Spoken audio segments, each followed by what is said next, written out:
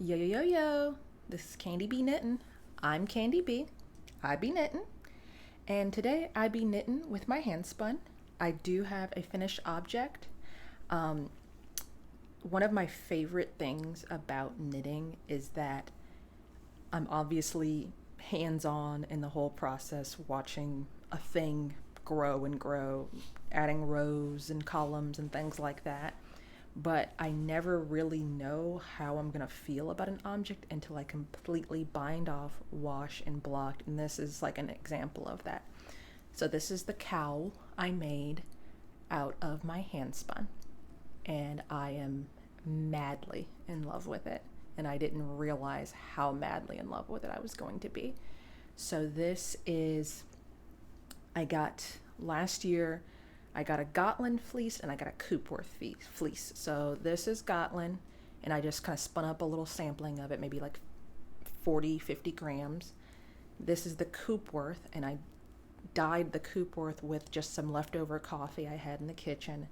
And then the third block here is some Coopworth.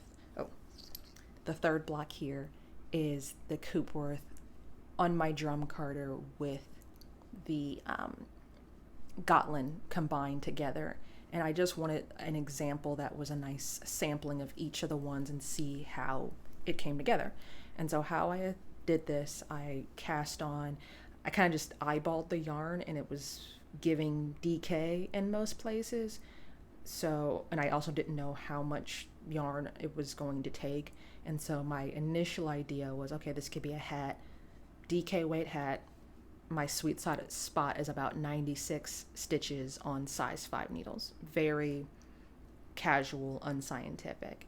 And so I just started knitting this long tube, and as I ran out of one yarn, I started using the other yarn and just wanting to observe how my hand spun knits up. I've been spinning for about 2 years, and one of my goals has been use more hand spun.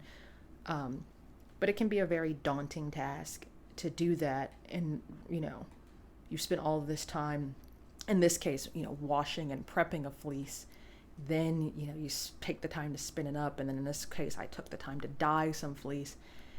And I was just like, well, we'll see. And it's really, really great. The last piece of the assemblage here was, I just did I could have made this seamless and done like a provisional cast on and then grafted the ends together. But what I did here was a sewn bind off, but I incorporated one stitch from the edge with a stitch from the cast off. So I would cast off and then sew to the beginning of it, and worked it all the way through. So it goes all the way around. I tried to Google, how much length you should leave for a sewn bind off, and I got 3 to 4 times the circumference of what you're trying to knit. I ran out a little bit towards the end, and so luckily I had just a chunk like this of singles yarn left over of this yarn, and so I just quickly put it on my drop spindle and just twisted it up just enough. Didn't finish it, didn't do anything else, just twisted it up on my drop spindle and just used maybe a length this long to finish my sewn bind off. And this yarn is so rustic and sheepy, it's pretty seamless, and I don't think it's really going anywhere. I'm not worried about it like pilling or anything like that. I washed it and blocked it, washed it with some of the laundress soap, and just initial, observations. It softened up a lot, especially the Gotland has like a lot of like guard hairs in it. It has like a lot of prickle to it. It's not like so soft that I'm gonna wear a tank top made out of it, but it's just soft enough that I'm like, oh, that was a change. That's different. In general, pretty content. There were some places where my yarn is just a bit splitty, but I think I am getting better with my twist angle, but I think it was mostly to the type of fiber prep I did. I ended up with like a lot of neps and loose areas in my yarn, and so I ended up like kind of stabbing into the fuzziness of the yarn rather than picking up the whole thread of yarn. But I'm pretty proud of myself. I thought I'm not a big neutral person, and let me just put it on so I can stop playing with it. I'm not a big neutral person. You guys have watched me enough probably to see that I do like bright colors and jewel tones and stuff like this. So when I made this, I was just like, this will be a very low stakes way of using my hand spun, seeing, making some observations, making some measurements, noticing some things. And then, if I don't care for it, I can give it away to someone. And I know, as far as colors are concerned, I am much more out of the, I guess you call it the standard deviation. Like, I like bright, loud, clashing colors, and there are a lot more people on Earth that would wear something like this. So it would be very easy for me to gift this to someone. But after I washed it, after I blocked it, after I put it on, I was like, I think I want to keep this. And it's just very versatile, very nice. It's going to be very warm. And that's what I was initially thinking. I was like, oh, this would be great for someone who's very outdoorsy, if you bike. And it's like, because at first I was like, okay, it could be a hat, but it got so long. I was just like, it could be a double brimmed hat. But then I was like, oh, how nice would that be to have a cowl? And it just like, cowls can be tricky because sometimes they're like more like infinity scarves and you can like wrap them around twice. And then sometimes they're like this where they actually bunch up around your face. And I actually prefer it around my face like this because then I'm not like fumbling with a scarf. I'm not having things hanging off of me. And just check this out for a second. Just like, how utilitarian is that? Right. I'm going to uncover my face now. That's just like so, especially like walking around in the middle of winter. It's icy. It's windy outside. Me and Mr. Rulu would like to take walks in the evenings, and that would just be perfect when like the wind is just whipping it in your face. And then, you see this coffee color in the front. If you had like a nice like camel coat, then you can switch it around. You can get the other more more of like a grayish color, more of a cream color. And then I actually love the detail of my sewn bind off. I think that list looks really just cool. I really like it a lot. I'm just gonna toot my own horn, beep beep. And the other thing I can do that I really like, covering my mouth again,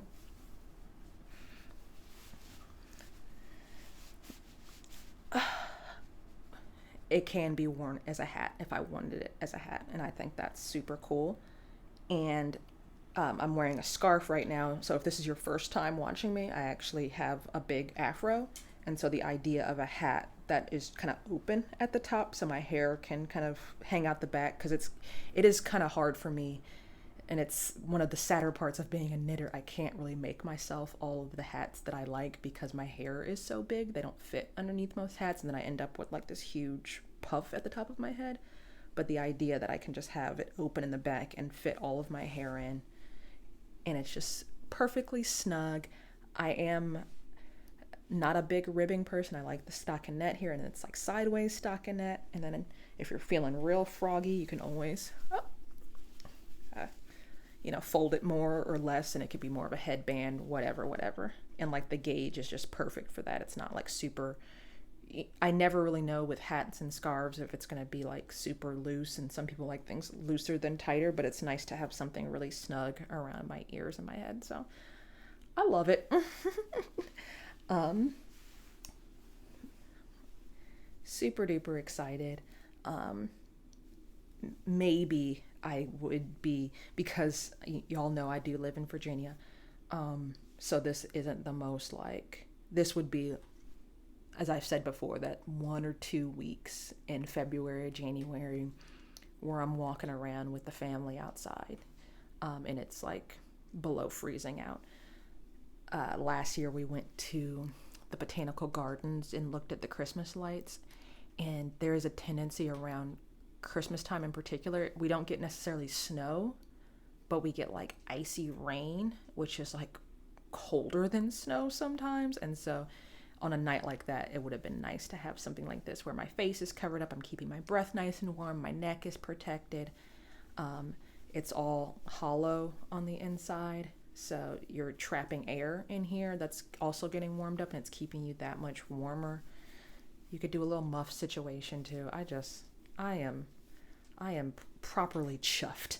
Like this is, I really like this a lot. And, the gauge is super forgiving because, I blocked it and I'm not really seeing a bunch of like big holes or anything like that. And there's like a really nice, I don't know if you can tell in the light, but there is a nice kind of halo around the stitches and a nice bloom to the yarn that evens out all of those tension issues that one gets when they spin hand spun yarn.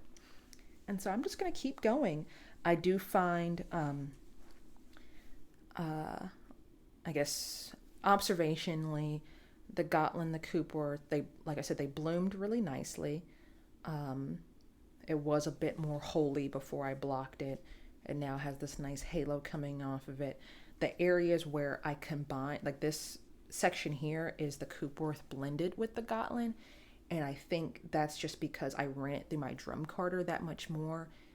The nature of the fiber is a little different, so it is a bit denser here. But once I washed it, I kind of just pulled the whole thing out. And I have a blocking board that has the grids on it, and so I just made sure all the four corners were kind of matching up, so it's pretty even all the way around. So this area is a bit thinner and skinnier, and this area tends to be a bit on the thicker side, and the fabric is that much denser. But once I blocked it, it looks pretty even.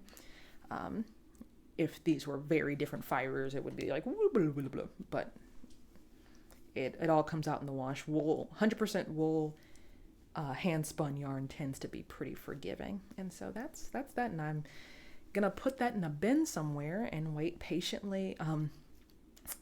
Speaking of being cold and wet and rainy, a lot of times we have a Christmas parade in December, and the handful of times we have made the effort to plan and go, it has been cold and wet and rainy. And so that would be another instance where I could wear this.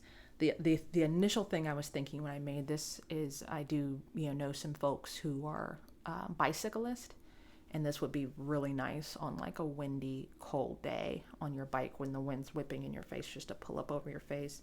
And because it has that, it's not a super dense gauge, and it has that air in the middle. It's not like you're suffocating yourself, but it's just adding that little bit of warmth. And I really like to have my neck protect. If I don't have anything else happening in the wintertime, I have my neck completely protected, and I might go outside with just like a wool sweater on without a coat on, but I always have a scarf on. That's just the way I am. So speaking of seasons, this is the last weekend of Tour de France and therefore Tour de Fleece. And it's been a tough one this is my first year doing it. And I told you I'm not big into cycling, and I'm a relatively new spinner. I joined Team Mohair for the Dame, and that's been a very lovely experience. There's a lot of chatting going on and people posting pictures of what they're doing, and you get to see different dyers maybe you've never heard of and meet, I've been following certain people on Instagram, and people followed me back. And so it's like, as far as like social experience, that's pretty cool. And it's pretty cool to, plug in with people who have a similar interest to you. Like I get a little bit of that on YouTube. I get a little bit of that on Instagram, but it's nice to like widen that circle. The issue has been, it is July and I live in Virginia, and not only do I live in Virginia, but it has been, unfortunately, I know y'all know the meme, it's been the hottest summer of my life so far, and it's like relentless. Like it literally rained yesterday for the first time in weeks, and so every single day it has been incredibly humid, incredibly hot, in like the high 90 degrees Fahrenheit, but with the humidity, and every day it's like it might thunderstorm, and it has not, it'll like rain for like 2 seconds, and the air will just become that much heavier. And so it feels like it's 107, 110 Fahrenheit outside.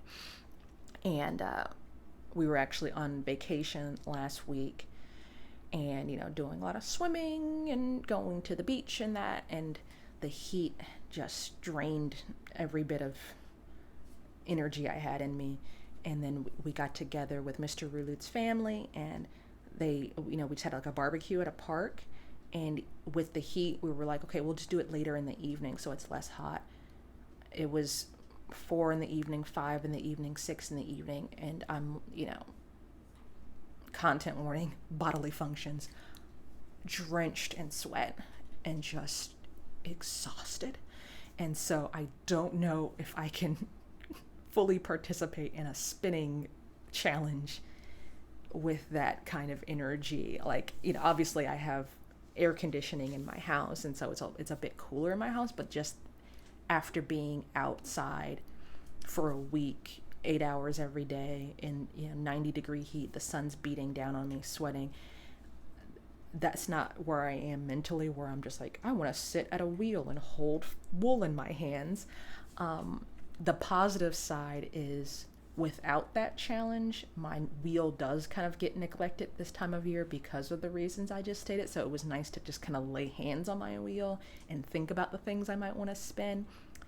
But I have not been as successful with long spinning sessions for days on end as I would be if it was the winter time. If I was being in the winter, also I'm a lot less active as far as like, oh, let's drive here, let's go to the beach, let's hang out. In the wintertime, I'm already in the house, I'm eating my comfort foods, I'm chilling.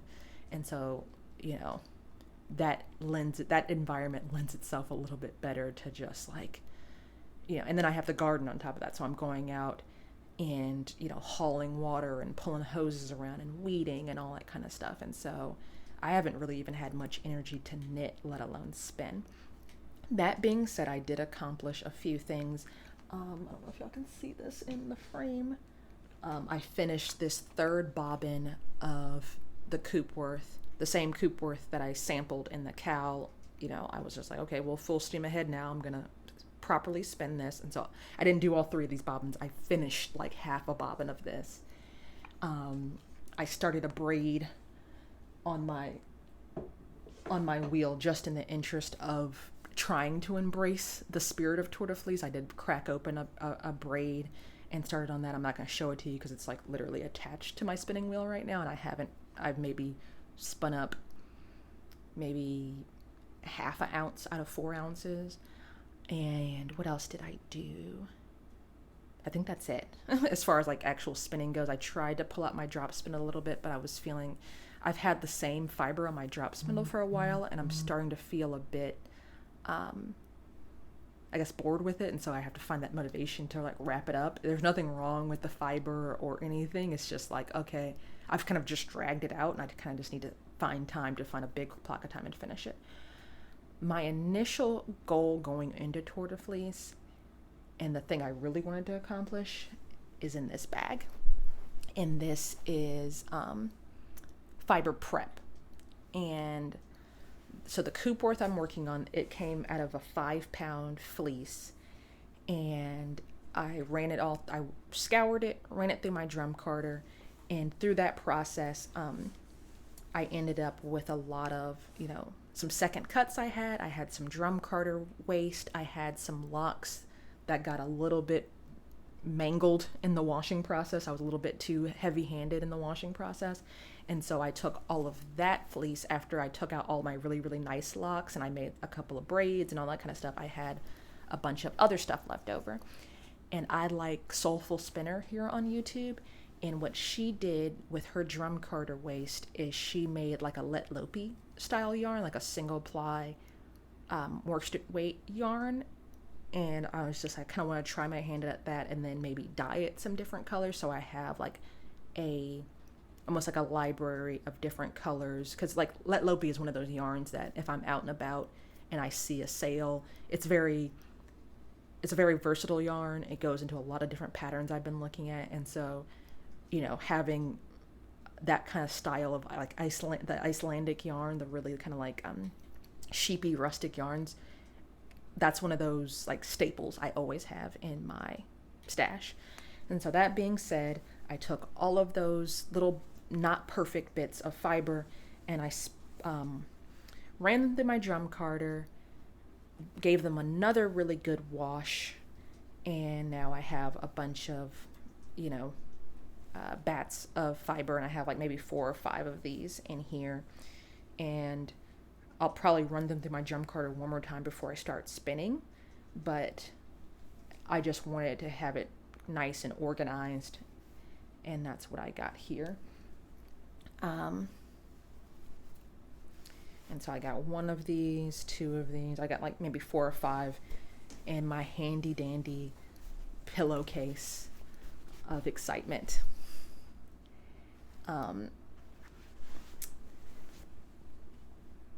And so I'm happy with that. If that's the only thing I accomplished during Tour de Flace, I am over the moon.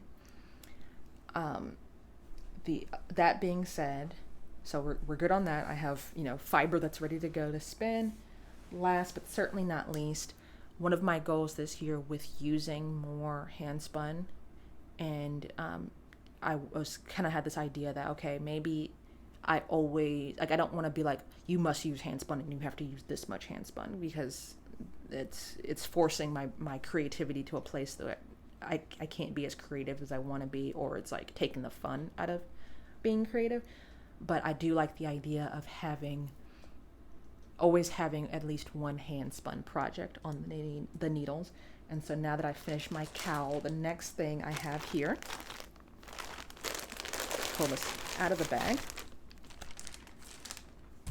Y'all may or may not recognize this, but this is some Gotland, not the Gotland fleece I had. This is Friends in Fiber Gotland, which I don't think that they even sell fiber anymore. And so this was maybe 8 ounces of Gotland I spun up, 2-ply. And then Melanated Boho Bay had a Valentine's selection of fiber about 2 years ago that I got, and I finished spinning that up, and that's a 2-ply. And this is going to be, I believe it's going to be a Treysta by Jenn Steingass. And so what I need to do is obviously cake this yarn up and do a swatch. I'm definitely going to swatch with this because this is hand spun. I can't get more of it, and so I want to make sure that I have enough to do what I want to do. And Jenn Steingass's pattern, it's a circular yoke in a heavy worsted to Aran weight yarn, and I'm thinking this is going to be closer to a DK. But as I said before, my hand spun, especially with 100% non-superwash wool, it does have a certain bloom to it. So I just need to play around with the gauge, weigh my yarn, and see what I can do with it. The other thing is, and I don't have it with me because I bought the Treysta pattern, I own it, and I could have sworn that I printed it out, but I can't find it anywhere. And I'm thinking that if I print it out again, then I'll probably end up finding it. But the other thing about this pattern, it's a circular yoke top down. It is long sleeve. This is going to be questionable whether or not I can get a long sleeve sweater, because this would be my main color here, and I only got 2 skeins of that. So I'm thinking about doing a short sleeve circular yoke, which would be an interesting fashion choice. And I just had to think my way through it. I think it'll be nice for me just because, like I said, I live in Virginia. It doesn't get that cold. So it would make sense aesthetically, like as far as like I could put on a long sleeve shirt, then put on almost like a vest over top of it, or a slip over top, and not be overly hot, and then still put my coat over top of it. But I don't know, there's like a kind of like, not a stigma, that's dramatic, but the idea like, oh, you made it short sleeve because you ran out of yarn. Let's be honest with ourselves. And so it's just like, am I doing it because I don't have enough yarn, or am I making it because that's the exact thing I want? And so I just need to make sure that I'm making a good choice. And I think it's going to be cute because, I think about a vest, and it has like, it's no sleeves, right? And so it just cuts off right here. But then the idea of like a short sleeve circular yoke, I could do like a cap sleeve with it, and like maybe a little bit of like a poof right here. And I think that's a choice too. I don't know. I gotta think through that. And the other thing too, because it's color work, I don't know if you can tell the different colors in here, but there's like bright pink, obviously. There's a bright red, and then there's like this purpley color with neps in it, and then there's a red that has like a white, like almost like silk going through it. And so I need to figure out what my color 1, color 2 is, and how that relates to the pattern. And unfortunately, I've never knit a Jenn Steingass pattern before. This is my first time. So you know, I don't have any opinion of her as a designer or person. I haven't even like read through the pattern, but my initial reaction, I was a little bit like, because if you've seen the Treysta, and unfortunately I can't find my print off of the pattern, she has 4 colors in a yoke, but 2 of the colors are both grays. One of them is ash gray and one of them is ash heather, so I need to like really read the pattern and figure out which color is which, or I tried to go through Ravelry projects and like see a more high contrast version, but a lot of people, like I said before, more people are into neutral colors, and so I need to figure out what it's going to look like where the colors have a little bit more contrast to them, and why certain, usually when someone writes a color work pattern, they very intentionally choose the colors, not necessarily like, oh, you have to use black because I use black, or you have to use white because I use white, but there is a reason why they chose a certain level of saturation or a certain level of contrast. Like, okay, this is going to be your background color, this is your foreground color. There should be, certain harmony in these 2 design elements, and these design elements should pop more. And so I just need to read through the pattern and look at some samples and make sure I'm making a sound choice when it comes to my coloring, and figure out which one is the ash heather and which one is and figure out if those, because the other issue too is I might run out of yarn, so I need to make sure, like, okay, if I run out of color 1, can I use color 2 instead of color 1, or is that going to screw up the pattern, and so it's never, and I'm sure y'all know this because I'm assuming if you're watching me, you're some sort of creative and specifically into yarn, crochet, knitting. It's never just, oh, I'm just going to cast this thing on, I'm just going to start this project, I would like to say like, oh, I finished this hand spun project and now I can just jump right into the next hand spun project, but this is probably going to be, a 2 to 3 month conversation with myself of making this, well, first finding the pattern, making the swatch, changing my mind again, switching the colors, being like, does this gauge really work? Do I really want short sleeves? If I don't want short sleeves, where am I going to find more charcoal gray? I actually do have more charcoal gray yarn. This is Gotland, but I do have some Navajo churro that looks very similar and has a very similar texture. So don't be surprised if I, 3 months from now, I'm on here rambling like a chicken with my head well, a chicken with their head cut off would not ramble because their head's cut off. But anyway, you know where this is going. This is like the chaos phase of the project planning, which is part of the fun.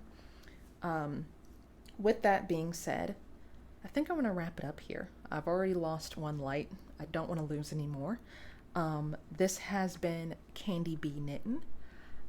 If you are participating in Tour de Fleece, let me know down below. If you like to knit with your hand spun, what have you learned in that process?